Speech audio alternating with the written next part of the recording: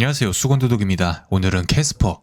수건도둑님 이걸 왜 벌써 해요? 출고도 한 달밖에 안 걸리고 금리도 재고 찬정으로 0.9%밖에 안 되고 이렇게 말씀하실 수 있는데 생각 외로 초기에 감가가 조금 심해서 가격이 한번 크게 떨어진다, 그렇게 보시면 되는데, 물론 할부로 중고차를 살 거면 그냥 새 차로 다시 뽑는 게 훨씬 이득일 수 있는 캐스퍼고요. 왜냐면 금리가 너무 싸니까. 하지만 내가 풀 현찰 박치기야 하시는 분들은 그래도 1년밖에 안 된 차량 한 3,400은 더 싸게 살 수 있으니까 이렇게 중고차를 보셔도 좋을 것 같네요. 일단 이 친구는 당연하게도 1.0 가솔린 하나밖에 없는데, 여기서 중요한 건 일반 모델과 터보 이렇게 두 가지가 있는데, 이 캐스퍼는 무조건 원수가 캐스퍼를 산다 해도 일반 모델을 산다 하면 말려야 된다. 일반 모델이 정말 차가 쥐어짜내도 안 나가, 이런 걸 어떻게 타 싶을 정도의 출력이라면, 터보는 변속기가 4단이라서 RPM만 올라가고 변속이 지연되는 그런 안타까움은 있는데, 그래도 터보라서 출력이 훨씬 좋다. 터보 아닌 모델이 뭐 유치원생이 뛰는 거야 했을 때 터보는 초등학교 한 5학년 정도가 뛰는 것 같은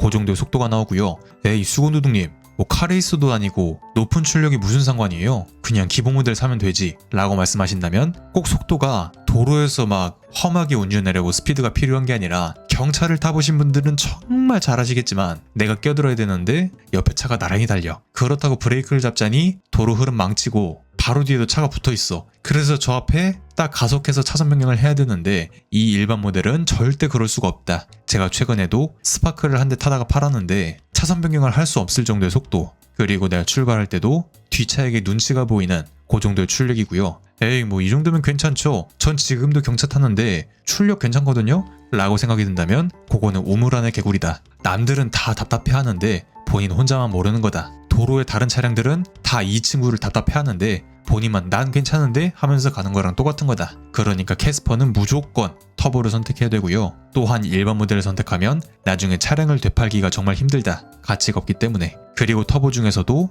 기본 등급 스마트, 중간 등급 모던, 최고 등급 인스퍼레이션, 그리고 최근에 나온 가성비 등급이라고 말은 하는 디에센셜이 있는데요. 인스퍼레이션에 가면 캐스퍼의 옵션은 거의 다 있고, 중고 특성상 모던이나 스마트는 추가 옵션의 구성이 너무나 다양해서 요거를 다 꿰뚫고 사기에는 정말 머리털이 빠지니까 그냥 인스퍼레이션 등급을 고르면 웬만한 옵션이 다 있다. 디에센셜은 뭐 스마트 크루즈가 빠진 차량도 있고 외장 옵션이 빠진 차량도 있고, 그렇기 때문에 그냥 인스퍼레이션으로 가자. 또한 주행거리는 이제 1년 반 그 정도 된 차량이기 때문에 한 3만 킬로 이하까지 해서 알아보도록 하죠.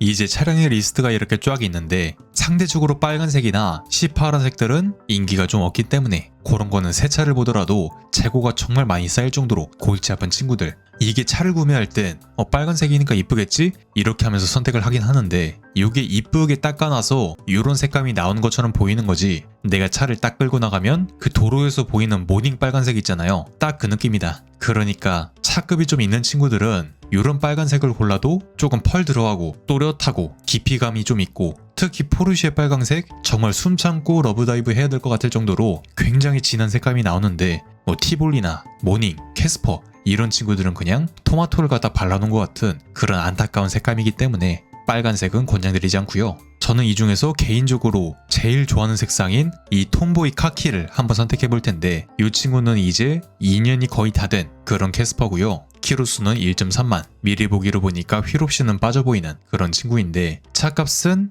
1,650만원 이렇게 기재되어 있는데, 만약에 내가 사고차로 구매한다, 뭐 어디든 뼈를 살짝 먹었어, 그런 친구들은 요즘에 한 1200, 1300 그렇게도 보이고, 이제 캐스퍼 앞에 머리 없는 차들, 그런 사고차들이 한 500 정도에 나오거든요. 그런 거 이제 중고 부품 사다가 만들면 한 총 합해서 700, 800만원 정도면 완성하는데, 그런 차량들을 갖다가 한 1200, 1300 그렇게도 많이 팔고, 잔존가치에 비해서 그런 차량들이 꽤 있더라고요. 물론 난 정말 저렴하게만 사면 돼 하시는 분들은 그런 차량들을 선택하시면 되고, 나는 그냥 깨끗한 차량을 원해 하시는 분들은 1650까지는 아니고 한 1550에서 1600으로 보면 된다. 개인 거래라면 한 50만원씩 더 싼 그렇게 보시면 되고요. 이제 요 정도 사양의 새 차가 한 2천만원 정도 하니까 조금이라도 더 싸게 사실 분들은 이렇게 구매하시면 되겠죠. 오늘은 이 친구에 대해서 한번 알아보도록 하죠.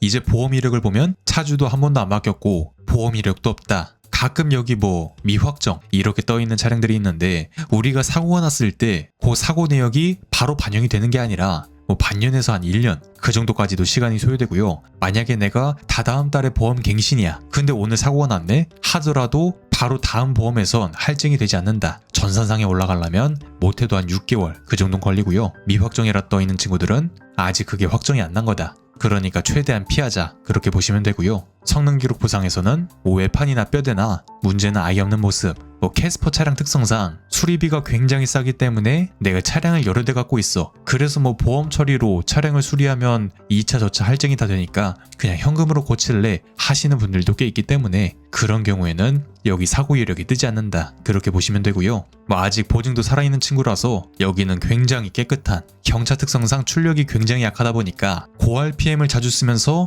엔진이 열을 상당히 많이 받고 그로 인해서 미세누유가 굉장히 많은 그런 뭐 레이나 모닝이나 스파크나 그런 친구들이 있는데, 이 캐스퍼 역시 출력이 100마력밖에 안 되는 차량이라서 차를 쥐어 짜내듯이 그렇게 운전해야 되는데, 차량을 정말 험하게 다룬다면 나중에는 터보가 나가서 수리비가 꽤나 터질 수 있다. 상대적으로 뭐 법인차나 렌트카 그런 친구들은 내 차가 아니다 보니까 차를 좀 팍팍 밟고 험하게 머는 그런 경우가 많아서 이렇게 좀 저배기량 터보가 달린 차량들은 사용 이력이 있는 차는 조금 권장드리지 않고요. 일단 캐스퍼 고질병 중에 생각나는 게 일부 차량 한정으로 물이 새는 경우가 좀 있었는데, 누수가 주로 있던 차량들은 21년 8월부터 22년 8월까지, 근데 그거는 무상 수리가 가능하니까 내가 차를 사오자마자 세차장 가서 물을 뿌려보고 누수가 된다면 바로 가서 무상 수리를 받자. 아마 여기 플라스틱 사출물이 좀 안 맞아서 그렇게 물이 샜던 것 같은데, 아무튼 앞에 현대 엠블렘을 날려버리고 이렇게 캐스퍼 로고를 박아놨는데, 뭐 현대 로고가 나은 것 같기도 하고 이게 나은 것 같기도 하고, 아무튼 차량을 조금 더 꾸미면서 탄다 그런 느낌은 있고요. 인스퍼레이션이라서 엉덩이에도 이렇게 LED 테일램프, 그리고 방향지시 등은 굉장히 불쌍한 그런 전구형 깜빡이인데 요거 LED로 바꾸면 나름 뚜렷하게 조금 더 예쁘다. 디퓨저도 경차치고는 조금 멋을 부린 친구. 그리고 이런 유색 차량 특성상 사고가 나서 제도색이 들어가면 분명히 색깔 차이가 확 나는데 이 친구는 그런 면도 거의 없다. 갖고 와서 요 퍼렁이 스펀지 좀 떼주고 도어 가생이에 PPF 해주고 전면부 본네트도 PPF 해주고 그렇게 해서 조금 더 깔끔하게 타고 싶은. 그리고 캐스퍼 차량 특성상 쿠폰 선팅이 되어 있는 경우가 굉장히 많은데, 이게 뭐 열차단은 둘째치고 시인성이 안 좋은 경우가 정말 많다. 그러니까 내가 야간에 주행을 하는데 창문을 올리면 옆에가 새까매서 보이질 않아 하는 차량들을 제가 최근에 너무나도 많이 봐서, 그런 차량들은 비 오는 날 밤 운전이 정말 힘들다. 그렇기 때문에 차량의 썬팅이 너무 어둡진 않는지, 다시 말씀드리지만 열차단은 둘째치고 너무 안 보이진 않는지 그거는 반드시 확인하자. 그리고 휠은 이렇게 캐스퍼에게는 굉장히 오버사이즈인 17인치가 들어가는데, 이 친구가 들어감으로써 뭐 디자인 조금 예쁘고 조금 더 나은 운동 성능, 제동력 그런 건 있지만 타이어의 단면폭, 요 두께가 얇기 때문에 승차감도 낮고 7인치라서 이제 타이어 값도 곱빼기고 가속 성능도 조금 더 떨어지고 그런 단점은 있는데, 15인치에 비해서 예쁜 게 너무 커서 장점이 조금 더 많은 것 같은 그런 친구고요. 한계 마모선이 다 다르면 그거는 바꿔줘야 되고, 요게 다 닳지 않더라도 고무의 한계상 5년이 지나면 정말 성능이 쓰레기가 되기 때문에 5년이 지나면 반드시 바꿔주자. 요거 한 대분 바꾸면 한 50만원 그 정도 내외로 바꿀 수 있고요. 그리고 터보 모델은 터보 GDI 엔진. 제가 타봤을 때 출력은 터보가 달려서인지 그냥 아반떼 정도의 출력 같다 그렇게 느꼈고요. 차량의 인테리어는 이렇게 블랙을 선택했는데, 톰보이 카키는 약간 베이지가 들어가는 그런 인테리어도 있으니까 조금 더 나은 색감을 원해 하시는 분들은 베이지 쪽으로 가셔도 충분히 만족할 것 같고요. 계기판은 이렇게 스타리아부터 시작된 풀사이즈의 느낌만 나는 요 가운데 4.2인치 컬러 계기판 클러스터, 그리고 다행히 키는 2개인 모습. 또 여기 드라이브 모드와 험로 주행 모드가 있는데, 현대기아 차량의 이런 주행 모드는 정말 모양만 있다. 뭐 에코 모드나 스포츠 모드나 크게 차이는 없다. 그리고 경차답게 굉장히 귀염귀염한 이런 레이아웃을 보여주는데, 차주님들은 여기 D드라이브 넣다가 자꾸 L로 넘어가서 불편하다 이렇게 말씀하시는데, 저는 이걸 왜 L에다 갖다 넣지? 그럼 D까지만 내리면 되는데. 그래서 였다가 뭐 플라스틱 같은 걸 껴서 드라이브까지만 내려오게 하는 그런 장치도 있더라고요. 그리고 시트나 뭐 내장재 컨디션은 눈으로 직접 봐야지 않은 부분이지만 거의 새 차이기 때문에 하자는 없을 것이다. 조수석 역시 마찬가지고요. 캐스퍼의 승차감은 경차치고는 조금 더 단단한 느낌. 보통 경차는 굉장히 좀 푹신푹신하게 세팅을 하는데 캐스퍼는 조금 더 단단한 느낌. 인스퍼레이션이라서 이렇게 앰비언트 무드 등도 약간이나마 들어오고요. 2열도 뭐 굉장히 좁아 보이긴 하는데 나름 그냥 성인 남성도 타라면 잠깐은 탈 수 있을 정도 당연히 고속주행은 불가능하고 그냥 시내 잠깐 밥 먹으러 갈 때 그럴 듯 하기에는 큰 문제는 없는 정도. 그리고 핸들은 현대 로고가 안 들어가서 그런지 좀 깔끔하고 예뻐 보이는데 핸들 커버를 씌운 차량들은 여기 핸들 커버 자국이 굉장히 선명하게 남아있는데 이 친구는 그런 건 거의 없다. 그리고 8인치 디스플레이가 들어가면서 내비게이션이 들어가는데 블루링크를 이용하면 미리 시동도 걸고 에어컨도 켜둘 수 있고 현대해상 기준 자동차 보험료도 15% 정도 그렇게 할인받을 수 있고요. 물론 그거는 기존에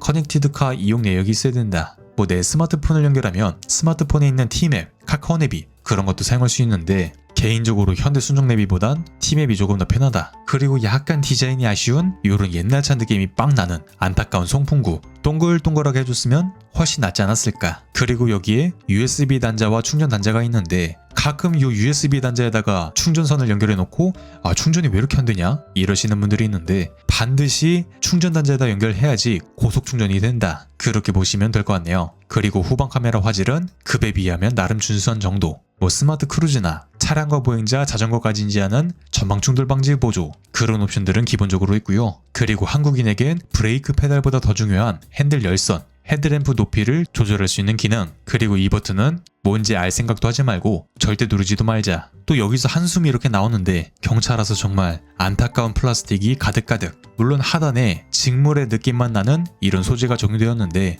나머지는 정말 참혹할 정도로 경차한 소재가 들어간다. 그리고 트렁크 사이즈는 인스퍼레이션이기 때문에 1열까지 모두 폴딩이 가능하고요. 제가 누워봤을 땐 다 눕혀놓고 나면 그래도 차박이 어찌어찌 되긴 하는데 그냥 약간의 차박 기능도 있는 거지 차박하려고 사는 차는 아니다. 그렇게 보시면 되고요. 2열을 접었을 때 자취방 이사짐 정도는 어느 정도 들어가는 정도 그렇게 보시면 될 것 같네요. 오늘은 캐스퍼 중고차에 대해서 한번 간략히 알아봤는데요. 제가 만약 갖고 온다면 여기에 루프 바스켓 하나 달고 앞에 LED 헤드램프로 바꾸고 본넷에 PPF 붙이고 썬팅 잘 보이는 거로 새로 시공하고 그렇게 했을 것 같은데 그거는 뭐 여러분들의 입맛에 맞춰 하나하나 하시면 되고요. 이 차량에 대한 총점은 나는 혼자 타는 차량이야. 출퇴근할 때 시내 주행만 해. 그 이상의 사용은 없어 하시는 분들에게는 10점 만점에 한 8.5점. 만약에 나는 1열 정도 사용하고 2열은 접어서 짐 싣고 놀러가 고속도로를 간간히 타 하시는 분들에게는 안전 때문에 10점 만점에 한 7점. 다시 말씀드리지만 고속도로를 자주 올라간다면 경차는 정말 비추천. 뭐 톨게이트 50% 할인이 있긴 한데 고속도로 올라가서 사고 나면 그냥 죽는 거다. 다치고 그런 거 없다. 깔끔하게 죽는다. 경차의 무게가 한 1톤 정도 됐는데 옆에 지나가는 E클래스 이런 게 한 2톤, 저 앞에 GLE 이런 게 한 2.6톤, 소렌토 이런 게 한 1.8톤, 9톤 그 정도 하는데 몸싸움에서 절대 이길 수 없다. 그냥 차 대 차 사이에 낑기면 빈대떡이 되어버린다. 그렇기 때문에 정말 시내 주행 위주로 하시는 경우에만 선택하는 차량이고요. 나는 아이들을 데리고 학원에 등하원을 하는 정도야. 마트 가서 장 보는 정도. 그 정도 했을 때는 10점 만점에 한 6.5점. 아무튼 거의 혼자서 시내를 출퇴근하는 정도. 그럴 때 추천드리고 싶은 차량이네요. 이상 수건도둑이었습니다.